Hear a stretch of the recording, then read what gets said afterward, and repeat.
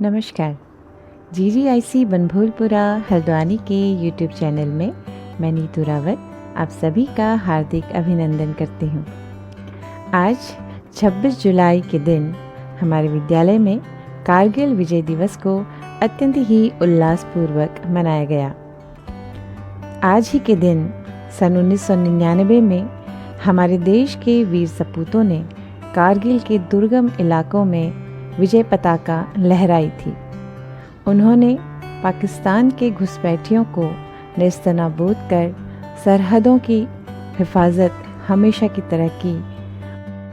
प्रभारी प्रधानाचार्य श्रीमती सुमन वर्गली मैम की अध्यक्षता में, कार्यक्रम प्रभारी श्रीमती भारती भट्ट मैम के कुशल निर्देशन में तथा आज की मंच संचालिका श्रीमती ममता पांडे मैम के बहुत ही सुंदर मंच संचालन से आज का ये कार्यक्रम अत्यंत ही सफलतापूर्वक संपन्न हुआ। दंगल में तो ये शब्द हैं क्रांतिकारी स्वतंत्रता सेनानी अशफाक उल्लाह खान। इन्हीं शब्दों के साथ यहाँ उपस्थित परम आदरणीय प्रधानाचार्य महोदय, हमारे आज के कार्यक्रम की प्रभारी श्रीमती भट्ट मैम और उपस्थित समस्त शिक्षिकावृंद और देश की आशा के सुमन प्यारे बच्चों, आप सभी का विद्यालय के इस सभागार में हार्दिक स्वागत, हार्दिक अभिनंदन। आज हम सब यहाँ पर कारगिल विजय दिवस मनाने हेतु एकत्र हुए हैं। इस अवसर पर सर्वप्रथम हम सभी समस्त विद्यालय परिवार नमन करते हैं स्वतंत्रता सेनानियों को और साथ में नमन करते हैं व श्रद्धा सुमन अर्पित करते हैं देश के उन जाबाज सैनिकों को जिन्होंने इस देश की स्वतंत्रता को अक्षुण्ण बनाए रखने के लिए अपने प्राणों का बलिदान कर दिया। आज हम सब नमन करते हैं देश के उन सैनिकों को भी जो बॉर्डर पे तैनात हैं और जिनके कारण ही हम सब अपने घरों में सुरक्षित महसूस कर रहे हैं, जिनके कारण ही हम आज ईद और दिवाली अपने घरों में मना रहे हैं। हम जब ईद और दिवाली मना रहे होते हैं तब हमारे सैनिक भाई बॉर्डर पर तैनात रहते हैं, तो उन्हें यही एक माध्यम है जिससे हम उन्हें नमन कर सकते हैं, याद कर सकते हैं और उन्हें शुभकामनाएं प्रेषित कर सकते हैं। इस अवसर पर सर्वप्रथम मैं प्रधानाचार्य महोदय जी से अनुरोध करूंगी कि वे आज की कार्यक्रम की अध्यक्षता स्वीकार करने की कृपा कीजिएगा। हम कोई भी कार्य करते हैं उससे पूर्व हम करते हैं, हम अपने ईश्वर को याद करते हैं और हम प्रार्थना करते हैं कि हमारे कार्यक्रम के समस्त निमित्त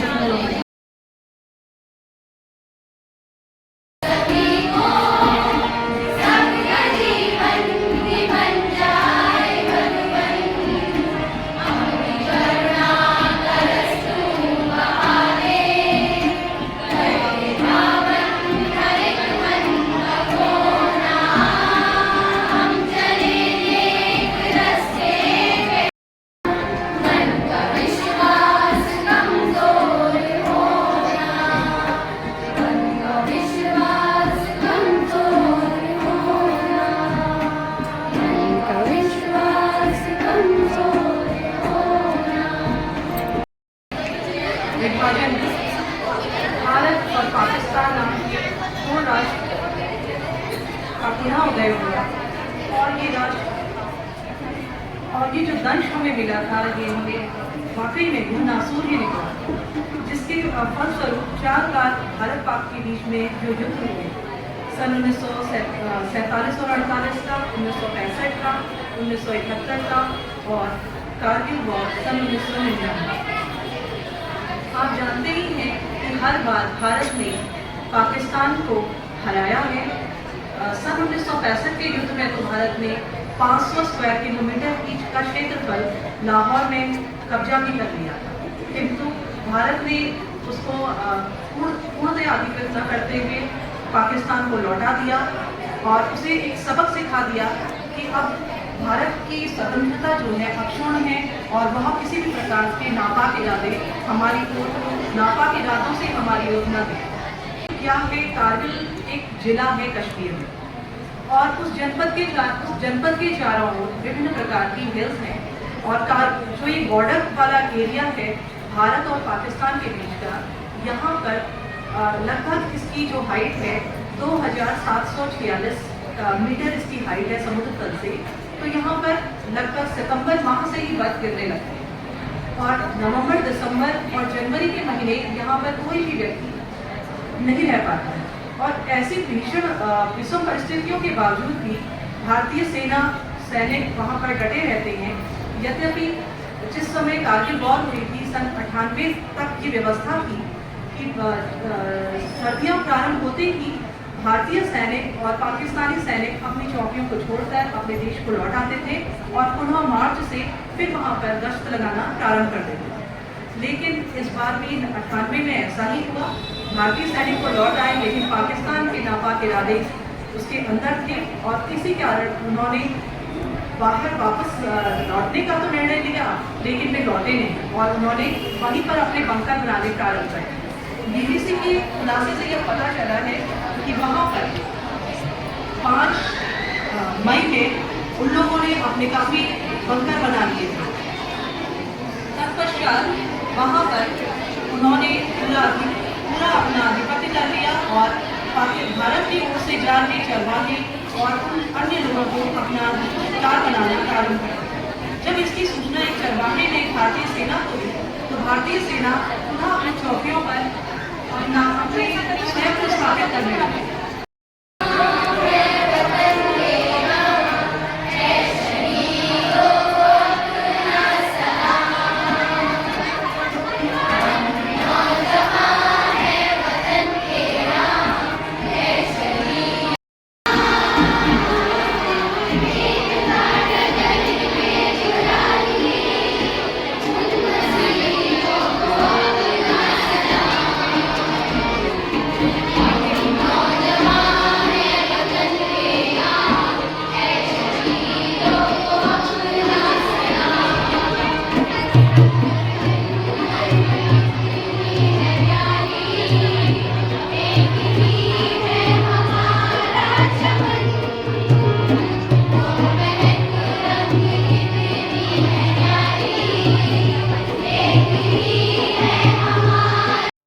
कारगिल विजय दिवस के अवसर पर विद्यालय में भाषण, निबंध व कविता प्रतियोगिता आयोजित की गई, जिसमें बालिकाओं द्वारा उत्साहपूर्वक प्रतिभाग किया गया। अजी कंधों से कंधे मिलते हैं, कदमों से कदम मिलते हैं, हम चलते हैं जब ऐसे तब दिल दुश्मन के।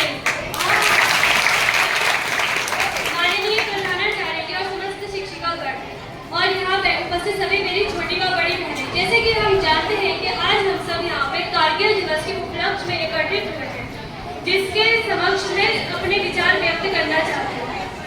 26 जुलाई 1919 को कारगिल युद्ध में 1999 को कारगिल युद्ध में भारत ने विजय हासिल की। ये युद्ध भारत और पाकिस्तान के बीच हुआ था। ये युद्ध भारत और पाकिस्तान के बीच हुआ था। इस दिन को हर वर्ष विजय दिवस के रूप में मनाया जाता है। 2 महीने तक करीब चला ये युद्ध भारतीय सैनिकों के साहस और जाबाजी का एक ऐसा उदाहरण है जिस पर हर भारतवासी को गर्व होना चाहिए। कारगिल जिला लद्दाख के भारत के राज्य लद्दाख का एक जिला है जो पहले जम्मू एवं कश्मीर का हिस्सा था। लद्दाख में सर्दियों में -30 से -20 टेम्परेचर पहुंच जाता है। भारत और पाकिस्तान के बीच ये समझौता हुआ था कि सर्दियों में भारतीय और पाकिस्तानी सैनिक वापस लौट जाया करेंगे तथा गर्मियों में वापस आ जाया करेंगे, परंतु पाकिस्तानियों ने कश्मीर पर कब्जा करने का एक षड्यंत्र रचा।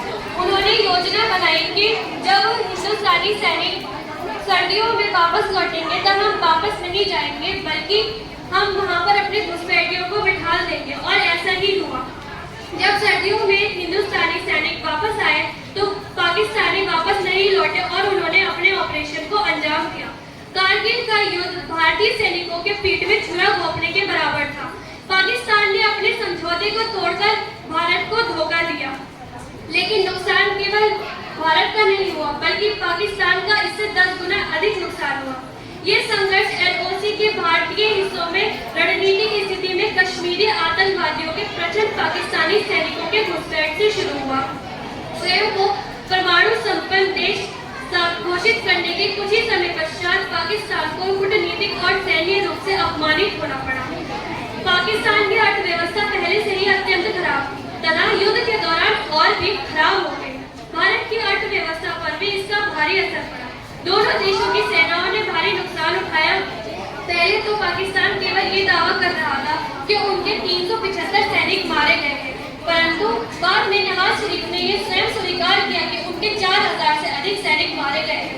भारतीय सैनिकों के मुताबिक 543 अफसर और सैनिक शहीद हुए हैं, 1300 से अधिक सैनिक घायल हुए हैं।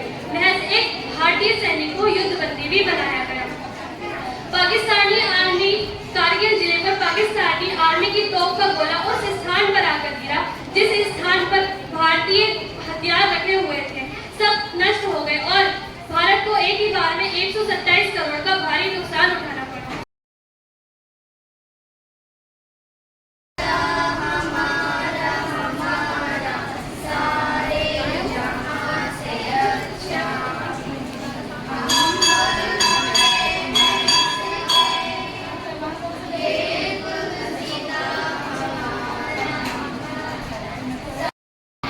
मेरा नाम आयशा नसीम है। मैं कक्षा 8A की छात्रा हूँ। आज मैं आप सबके सामने कारगिल विजय दिवस पर एक कविता प्रस्तुत करना चाहती हूँ। करो याद तुम उन वीरों को जिनकी सरहद पर जान गई, करो याद तुम उन बालाओं को जिनकी इस रण में आन गई, करो याद उन माताओं को जिनने अपने प्रिय सुत खोए, करो याद उन बहनों को जो रक्षा बंधन पर रोए, लहू बहाकर सीमाओं पर अमन चैन का फूल खिलाए, अपने प्राणों को बाली देकर भारत माँ का मान बढ़ाए। सरहद पर मर मिटने वाले अजर अमर सब हो जाएंगे, मरकर भी हम इन वीरों का कैसे कर झुका पाएंगे। लड़ते लड़ते शहीद हुए भारत माँ के कुछ लाल, अंत समय तक बनी रहे भारत माता की ढाल। कारगिल भूमि शाम सवेरे वीरों को शिक्षनवे, फख्र से वहाँ की कड़कड़ भी वीरों को कथा सुनाए। धन्यवाद। जय हिंद जय भारत।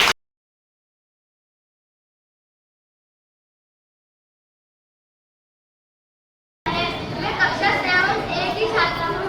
मैं आपके सामने कारगिल विजय दिवस पर एक कविता प्रस्तुत करना चाहती हूँ। अधिकार जताने की साजिश को वीरों कुछ ऐसा नाकाम किया,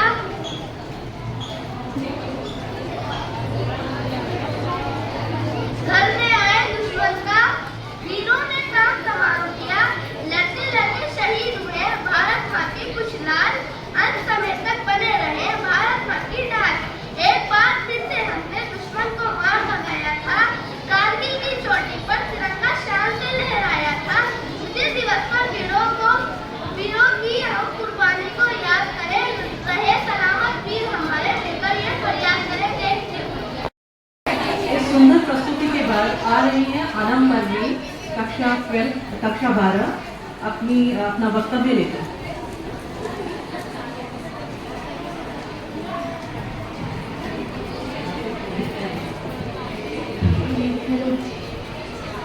क्या उठता है सर फख्र से तिरंगे की सलामी में, क्या उठता है सर फख्र से तिरंगे की सलामी में, मेरा देश मेरा मुल्क मेरा भारत तू मेरी धड़कन है। क्या उठता है सर फख्र से तिरंगे की सलामी में, मेरा देश मेरा मुल्क मेरा भारत तू मेरी धड़कन है। कुछ यूं ही चल दिए थे वो शेर दहाड़ बंदे, कुछ यूं ही चल दिए थे वो शेर दहाड़ बंदे, जिसका आज सब कुछ इस भट्टी में और पड़े। कारगिल की उन पहाड़ियों पर आज भी हवाएं नहीं चलती है जनाब, कि कारगिल की उन पहाड़ियों पर आज भी हवाएं नहीं चलती हैं जनाब। उन्होंने ये युद्ध तब शुरू किया जब उन्होंने 5000 सैनिकों के साथ कब्जा जमा लिया था। इसके बाद ऑपरेशन विजय चलाया गया। घुसपैठियों विश्वास घाटियों को सबक सिखाने के लिए ऑपरेशन विजय चलाया गया, जो कि जिसमें बड़ी संख्या में बमों और रॉकेटों का इस्तेमाल किया गया था। करीब 2,50,000 बम और रॉकेट दागे गए, लगभग 5,000 तोपखाने के गोले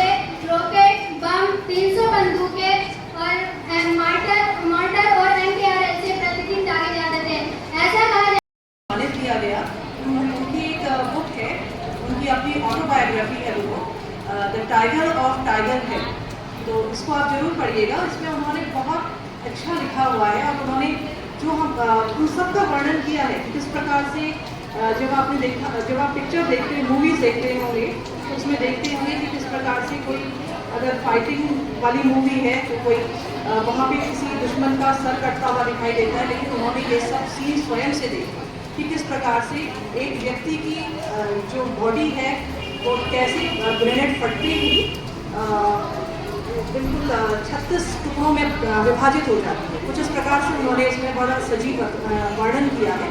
आप जब बड़े हो जाएं या अगर आपका इंटरेस्ट है तो आप उस बुक को जरूर पढ़िएगा। इसी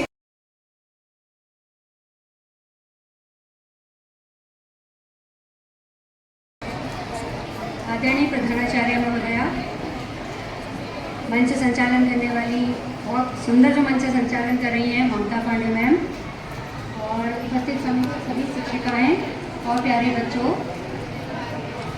बाकी सब तो आपको मैम ने बता दिया, बहुत अच्छा आपको मैम एक्सप्लेन कर रही हैं। अगर आप ध्यान से सुने, ममता मैम ने आपको इतनी डेप्थ में बातें बता रही हैं, लड़कियों के बारे में भी, सैनिकों के बारे में भी, युद्ध की बारीकियों के बारे में भी, तो उसके बारे में ज़्यादा अब मैं नहीं बताऊंगी। बच्चों ने भी आपको बहुत बताया है। आज का कोई क्लास में पढ़ा हुआ कोई या पड़ोस का या घर का कोई व्यक्ति जिसके साथ आप बहुत अच्छी बातचीत में हों, आपके साथ आप रहे हों, उसको जानते हों, और उसके बारे में जब आप सुनते हों कि कारगिल के युद्ध में वो शहीद हो गए, तो मेजर राजेश अधिकारी वो बीएससी में नैनीताल में मेरे क्लासमेट थे, बीएससी में मेरे साथ ही पढ़ते थे वो, और सामने ही सीडीएस में निकले वो, मिलते भी थे। उसके बाद में बातचीत भी होती थी। कारगिल में भी हमें पता था कि उन्हें कमांड करने को मिला है, लेकिन बाद में कुछ दिन बाद ऐसी हृदय विदारक खबर आई कि वे गोलियों से छलनी हो गए, लेकिन टोलोलिंग की पहाड़ी उन्होंने जीतवा दी, और आगे कारगिल का युद्ध भी हम लोग, मतलब मैं बात कर रही हूँ, मेरे शरीर में ऐसे रोंगटे उठ रहे हैं, हाथ पैर में ऐसे झंझनाहट हो गई। ये सुना कि हम उस युद्ध को जीत गए, तो एक तरफ तो हर्ष था बहुत मन में कि भारत पाकिस्तान के नापाक इरादों से बच गया था, लेकिन हमने अपने इतने महान योद्धा, इतने अच्छे लड़ाके अपने खो दिए थे। तो इसकी हेडिंग है रणभेरी मुक्त कंठ मधुर गीत, मिश्री सी वो स्वर लहरी, कौन जानता था एक दिन बन जाएगी रणभेरी। रणभेरी होती जो युद्ध में से बिगुल बजाते हैं ना। हृदय झंकृत करता तुम्हारे हाथ का गिटार, टूट पड़ेगा शत्रु पर बन गोली की बौछार। तुम गौरव पहाड़ का, पर्वत भूमि वारी न्यारी, तुम शान पूरे देश की, मेजर राजेश सिंह अधिकारी। सबसे बड़ी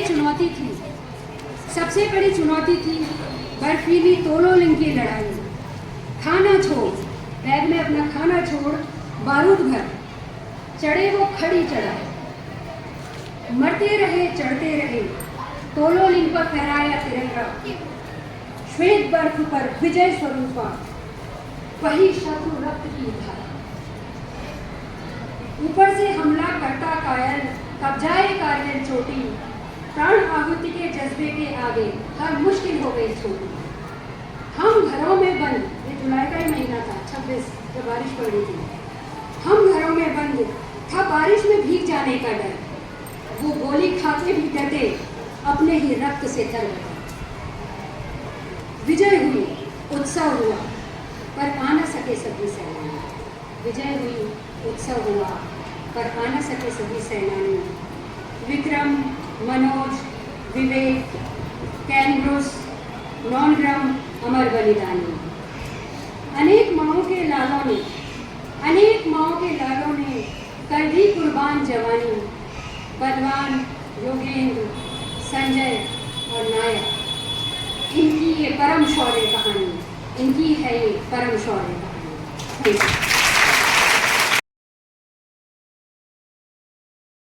आदरणीय प्रधानाचार्य महोदया, सम्मानित शिक्षिकाएं एवं प्यारे बच्चों, आज हम 26 जुलाई के दिन यहाँ पर कारगिल दिवस मनाने हेतु एकत्रित हुए हैं।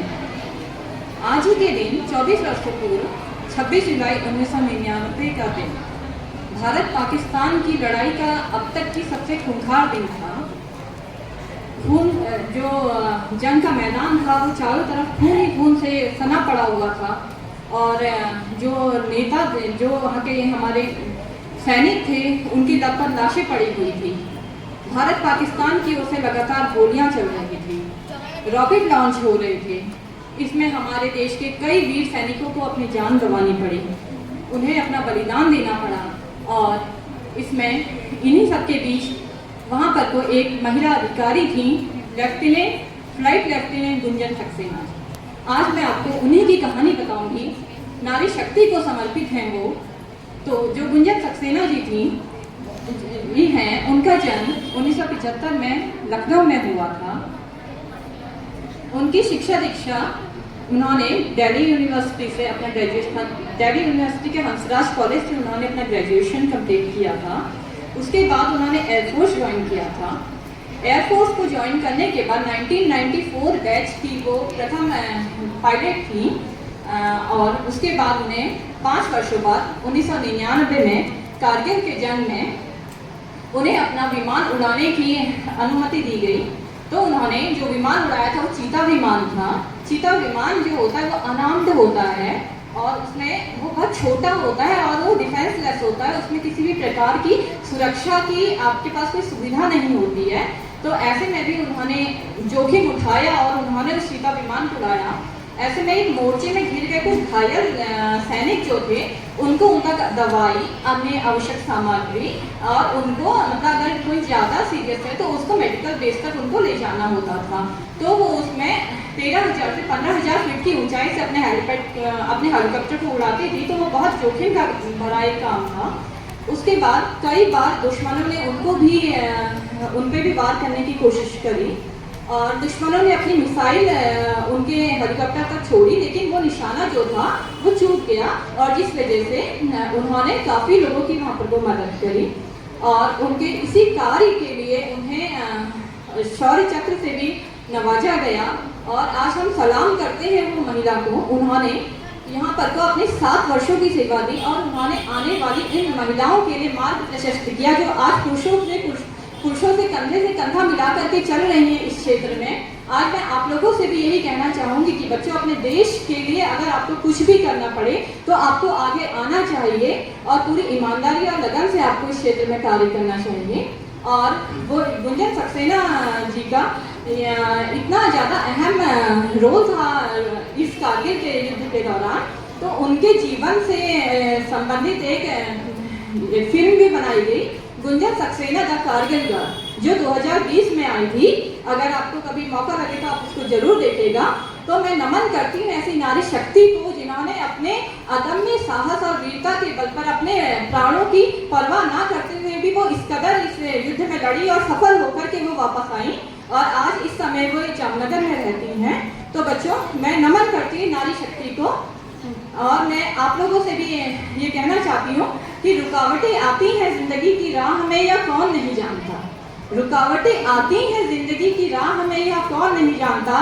फिर भी वो मंजिल को पा ही लेता है जो कभी हार नहीं मानता। फिर भी वो मंजिल को पा ही लेता है जो कभी हार नहीं मानता। धन्यवाद। जब वो निकला था घर से सरहद पर जाने के वास्ते, जब वो निकला था घर से सरहद पर जाने के वास्ते, तो माँ ने अपने दिल के दर्द और आंसुओं को छुपाकर उसके माथे पर तिलक किया था कि जा मेरे लाल। क्यों किया था तिलक? कि इस माँ को छोड़ करके भारत माँ की रक्षा करनी, कि जा मेरे लाल, आज धरती माँ को है तेरी ज़रूरत। वो माँ अपने इकलौते लाल को रण में भेज बन गई धरती सी कठोर। धरती को कठोर कहते हैं ना। तो वो माँ जो अपने लाल को रण में भेज रही है, युद्ध में भेज रही है, वो आज खुद धरती की तरह कठोर बन गई। वो पिता जो चाहता था कि मेरा बेटा बने मेरे बुढ़ापे का सहारा। हर माँ बाप चाहते हैं ना, हर पिता चाहता है कि उसका बेटा जो है उसके बुढ़ापे का सहारा बने।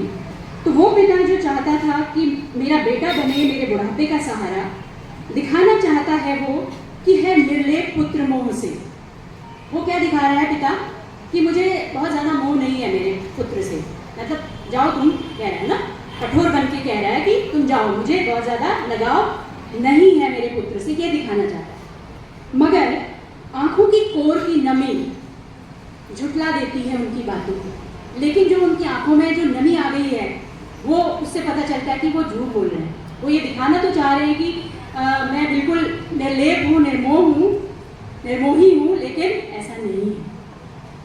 वो बहन जो राखी का धागा बांध कलाई में करती है भाई की रक्षा की कामना, आज कामना करती है कि भाई करे देश की मिट्टी की रक्षा। बहन का हमेशा ये इच्छा होती है कि वो भाई उसकी रक्षा करे, लेकिन आज बहन कह रही है कि नहीं, मेरी रक्षा से ज़्यादा देश की रक्षा की ज़रूरत है। वो पत्नी जो चाहती है, जो चाहना रखती है पति का साथ बना रहे सदा सदा, आज ना चाहते हुए भी कर देती है खुशी खुशी विदा। चाह नहीं रही है लेकिन फिर भी खुश होकर के विदा कर दी। वो बेटी जो पाती है पनाह पिता के साए में, लिपट जाती है दौड़कर पिता की बाहों में और कहती है बड़े जोश से, पापा दुश्मन के छक्के छुड़ा देना। इतना छोटा बच्चा भी ये बात को समझ रहा है कि उसके पापा किस चीज़ के लिए जा रहे हैं और उन्हें उनका क्या कर्तव्य है, उस कर्तव्य को वो बेटी याद दिला रही है पिता को। अब जब जवान आगे जाता है, इन सब चीज़ों को लेकर के फ्रंट में जाता है, सरहद पे रक्षा करने के लिए जाता है, तब क्या होता है? लेकर इन अनमोल सौगातों को जब पहुंचता है जवान सीमा पर, तो सारे नाते भुलाकर बस याद रखता है भारत माता को। उस समय पे जब वो युद्ध करता है तो उसे अपने माँ बाप भाई बहन कोई नहीं दिखाई देता, सिर्फ दिखाई देती है अपनी धरती माता, जिसकी रक्षा के लिए उसे युद्ध करना है। माँ के आंचल पर दुश्मन न रख पाए एक भी कदम, इसी बात का तो लिया है उसने प्रण। लगा देता है बाजी जान की कि देश से बढ़कर कोई नाता नहीं, वतन की मिट्टी के लिए जाए मेरी जान, यही कामना है मेरी, सर्वस्व कर दूं बलिदान। ये एक सैनिक का, एक जवान की भावना है अपने देश के प्रति। माँ के सच्चे सपूत ने गोली पीठ पर नहीं सीने पर खाई। सीने पर खाने का मतलब क्या हुआ, समझ रहे हो गया कि उसने जंग के मैदान में पीठ नहीं दिखाई। और अगर कोई जवान शहीद होता है तो इसका मतलब क्या है कि वो युद्ध करते हुए मारा गया, उसके सीने पर गोलियां लगी हैं, यानी उसने पीठ नहीं दिखाई, कायरता नहीं दिखाई। अब देखिए कि मरते हुए जवान का अब क्या फीलिंग्स आ रही हैं उसको। अभी तक तो अपने देश के लिए लड़ रहा था ना, अब उसकी क्या फीलिंग्स आ रही हैं। अब उसे अपने सारे माँ बाप भाई बहन बच्चे सब याद आ रहे हैं। तब क्या वो सोच रहा है, धरती माँ का कर्ज तो चुका दिया, पर तेरे दूध का कर्ज रहा अधूरा माँ। अब उसको अपनी माँ की याद आ रही है कि मेरी माँ के दूध का कर्ज भी मुझे चुकाना था, है ना। तो वो उसके लिए शर्मिंदा होगा। शर्मिंदा हूँ पिता, नहीं उठा पाएंगे तुम्हारे बूढ़े कंधे बोझ मेरी अर्थी का। समझ रहे हो ना कि जब एक सैनिक जो है वो ताबूत में, तिरंगे में लिपट करके ताबूत में आता है, तो वो एक पिता के लिए कितना दुखद क्षण होता होगा कि अपने बच्चे की, अपने बेटे की लाश को वो कंधे पर ढोए, है ना। अपराधी हूँ मेरी छोटी बहन में तेरी डोली को ना दे पाऊंगा अपने सहारा। ये तो सब समझ गए होंगे ना, अपनी बहन के लिए उसके क्या भावनाएं हैं। प्रिय हो सके तो मुझे कर देना क्षमा, तुमसे तो बांधा था रिश्ता 7 जन्मों का, तुम चाहो तो ये बंधन तोड़ देना, पर कभी यादों में मुझे याद कर लेना। यानी कि वो अपनी पत्नी से कह रहा है कि मैं साथ नहीं निभा पाया, लेकिन अगर तुम चाहो तो तुम मुझे भूल करके जीवन में आगे बढ़ सकती। मेरी लाडली, अब अपनी पुत्री के लिए उसके विचार हैं। मेरी लाडली, तेरा दुख है मुझे सबसे ज्यादा कि न देख पाऊंगा तेरा बचपन, न बचा पाऊंगा तुझे दुख की धूप से, न दे पाऊंगा तेरे सर पर छाया। एक बच्चे के लिए उसके पिता का साया कितना महत्वपूर्ण होता है, ये सब समझते हैं आप लोग। है ना। तो सैनिक को, जवान को ये दुख है कि सबसे ज़्यादा दुख उसे अपने बच्चे का है कि वो अपने बच्चे को नहीं देख पाएगा अब और उसको उसके सुख दुख में साथ नहीं दे पाएगा। वर्दी में गया जवान, तिरंगे में लिपट आया है लौट, धरती तो न फटी पर माँ का दिल जाता है फट। धरती नहीं फटी लेकिन माँ का दिल जिसने एक कठोर बन के भेजा था वो फट जाएगा, है ना। क्योंकि अपने बेटे की लाश देख करके, चाहे कैसी भी माँ हो, चाहे कितनी भी वीरता से उसने अपने बेटे को भेजा हो रण में, लेकिन सामने अपने बेटे की लाश देख करके कैसा महसूस होगा आप समझ सकते हैं उसको। आप उसको समझने की कोशिश कीजिए। लाख कोशिशों के बाद भी न रुक पाए पिता के आंसू, दर्द जब हद से गुजर जाए तो आसमां भी देता है वो। और पिता, जब हम कहते हैं ना कि पुरुष जो होता है वो बहुत कठोर होता है, इतने आसानी से रोते नहीं है आदमी लोग, देखा होगा ना। लेकिन जब बेटे की लाश सामने आती है तिरंगे में लिपट करके, तो उस जवान के पिता की आंखों में भी आंसू आ जाते हैं। बहन जगाती है बेसुध सी अपने बचपन के साथी को, भाई तिरंगे में लिपटा हुआ मुस्कुराता है क्यों। वो पूछ रही है अपने भाई से जो उसके बचपन का साथी है। बचपन में हमेशा बच्चे साथ खेलते हैं ना भाई बहन, तो कह रही है कि मेरे बचपन के साथी तुम सोए क्यों हो और ऐसे तिरंगे में लिपट करके मुस्कुरा क्यों रहे हो सोए हुए। समझ रहे हैं ना। संगिनी बदहवास सी कभी थामती है हाथों को, कभी खो देती है सुध-बुध, झकझोर कर पति को। और पत्नी जो है वो तो बिल्कुल बदहवास सी हो गई।